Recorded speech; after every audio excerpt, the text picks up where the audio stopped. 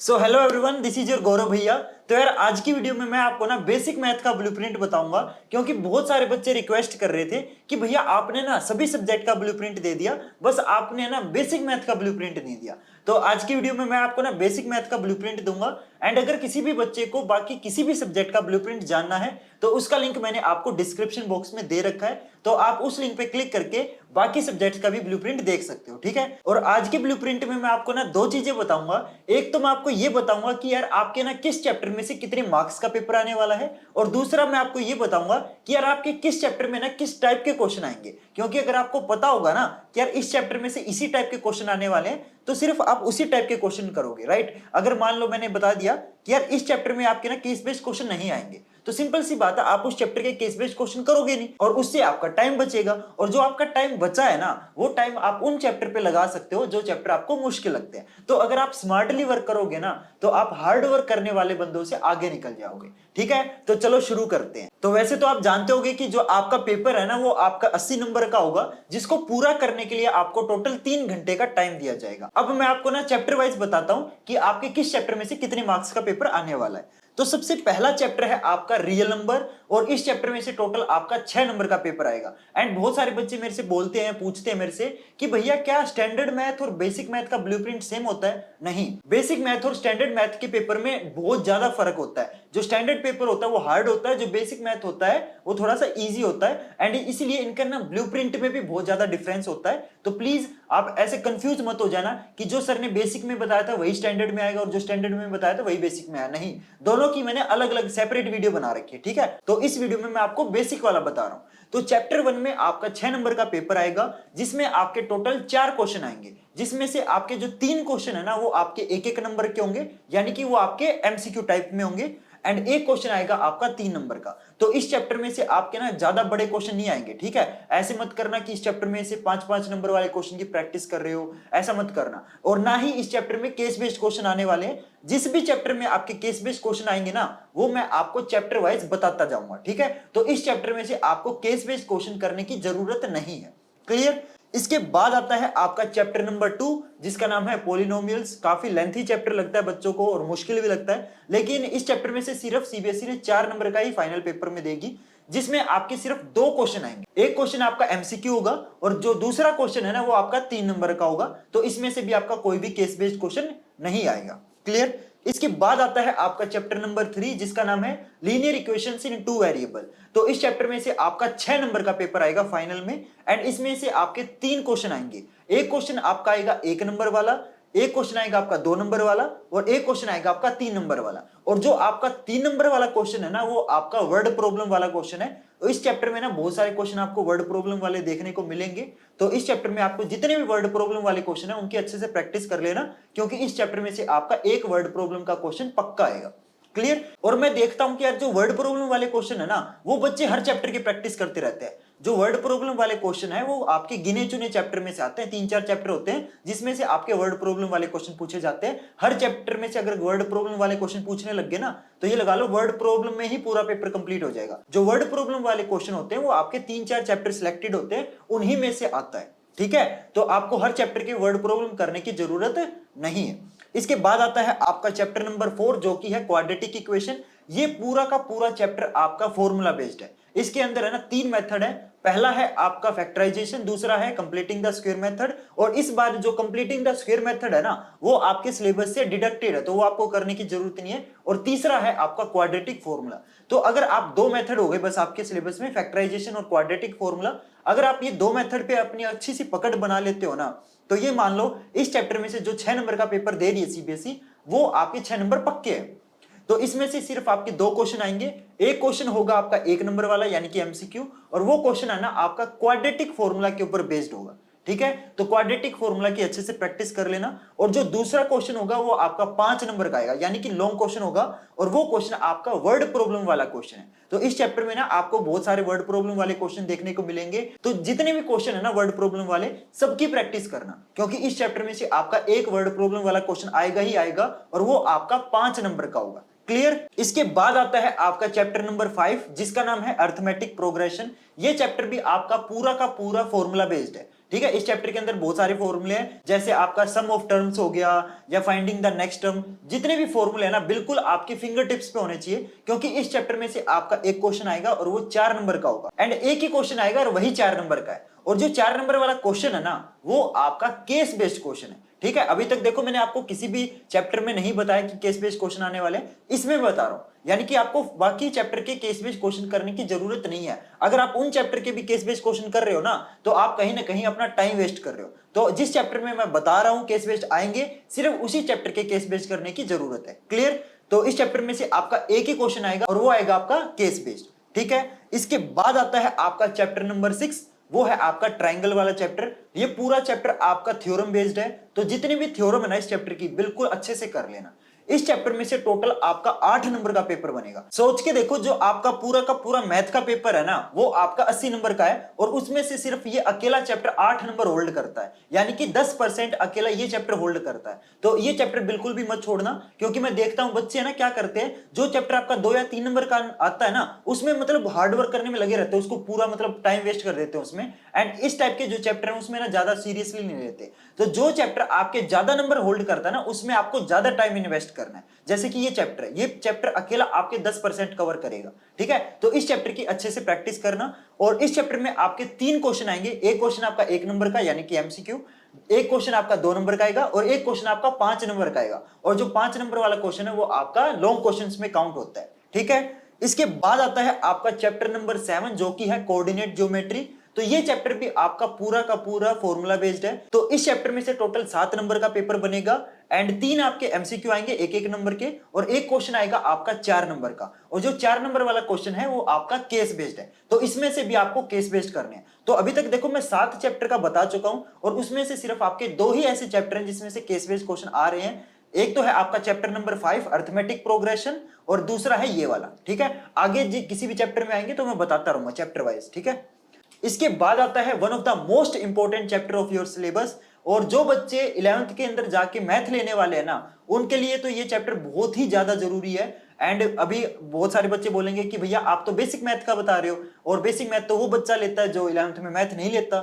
Actually अभी ना CBSE का नया अपडेट आया है कि अगर किसी बच्चे ने 10th के अंदर बेसिक लिया हो या स्टैंडर्ड लिया हो, उसे कोई फर्क नहीं पड़ता, उसके पास हर बंदे के पास, चाहे उसके पास बेसिक हो चाहे स्टैंडर्ड हो, दोनों के पास 11th में ना मैथ लेने की चॉइस रहेगी। ये एक नया अपडेट आया था सीबीएसई की तरफ से। तो अगर अभी भी किसी बच्चे ने बेसिक मैथ ले रखा है एंड उसका अगर माइंड बन जाता है 11th में मैथ लेने का, नॉन मेडिकल लेने का, तो वो ले सकता है, ठीक है। इसलिए मैं बोल रहा हूं कि अगर आप में से कोई बच्चा 11th में जाके नॉन मेडिकल लेने की सोच रहा है तो प्लीज इस चैप्टर को मत छोड़ना। चाहे मतलब ये 8 नंबर का आ रहा है वैसे तो ये, लेकिन अगर ये 2 नंबर का भी आता ना तो भी मत छोड़ना, ठीक है, क्योंकि ये चैप्टर बहुत इंपॉर्टेंट है। लेकिन अच्छी बात है ये इस बार 8 नंबर का आ रहा है और काफी इंपॉर्टेंट चैप्टर है। जैसे आपका मैंने वो चैप्टर बताया था ना, क्या नाम था, ट्रायंगल वाला चैप्टर, वो भी 8 नंबर का आ रहा था, ये भी आपका 8 नंबर का आ रहा है। तो वो भी 10% होल्ड करता था, ये भी 10% होल्ड करता है। तो ये ऐसे चैप्टर हैं जो आपके ज्यादा नंबर के आ रहे हैं, तो इन पे आपको एक्स्ट्रा मेहनत करनी है। जो मैंने आपका बाकी चैप्टर से टाइम बचाया है ना, मैंने आपको जैसे बताया इन चैप्टर की केस बेस्ड मत करना, यानी कि आपका टाइम बचेगा,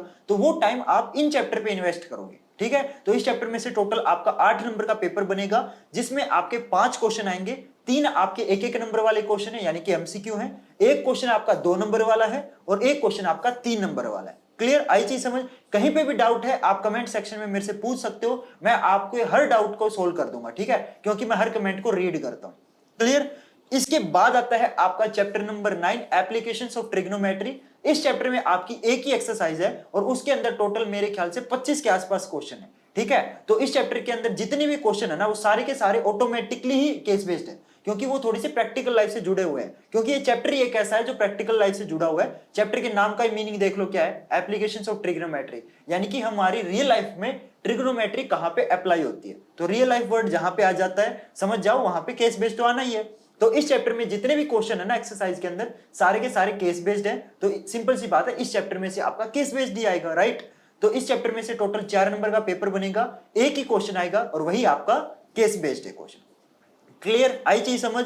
तो इस चैप्टर के जितने भी 25 के 25 क्वेश्चन है ना वो अच्छे से कर लेना। एंड बहुत सारे बच्चे ये सोचते हैं कि यार ये जो 25 के 25 क्वेश्चन है ना सारे अलग अलग है, नहीं, इस चैप्टर के अंदर है ना सिर्फ 3 या 4 टाइप के ही क्वेश्चन है। अगर आपको वो टाइप समझ आ जाते हैं ना तो 25 हो चाहे 50 हो, कितने भी क्वेश्चन हो कोई फर्क नहीं पड़ता। अगर आपको वो टाइप समझ आ गया ना तो आप इस चैप्टर के जितने भी क्वेश्चन है सारे अच्छे से कर लोगे। क्लियर? तो 3-4 टाइप के क्वेश्चन है, अच्छे से कर लेना, तो ये 4 नंबर आपके पक्के हो जाएंगे। क्लियर? इसके बाद आता है आपका चैप्टर नंबर 10 सर्कल्स। तो इस चैप्टर में से टोटल आपका 6 नंबर का पेपर बनेगा। 3 ही क्वेश्चन आएंगे, एक क्वेश्चन 1 नंबर का, दूसरा क्वेश्चन 2 नंबर का, तीसरा क्वेश्चन 3 नंबर का। क्लियर? तो इस चैप्टर में भी आपका ना कोई केस बेस्ड क्वेश्चन आ रहा है और ना ही इसमें कोई आपका बड़ा क्वेश्चन आ रहा है, 3 नंबर तक के क्वेश्चन आएंगे।